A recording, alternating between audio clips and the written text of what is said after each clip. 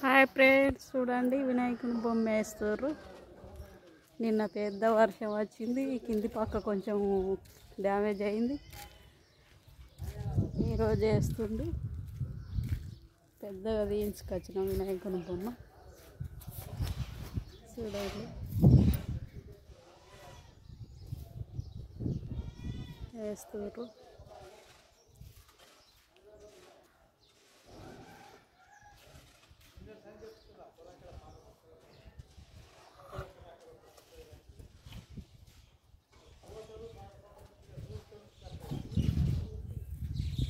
ఇటు సైడ్ గోడ వస్తుంది, పరదలు కట్టడం చల్లు కొట్టకుండా. చూడండి ఫ్రెండ్స్, బొమ్మ గీసినాక చూపెడతా.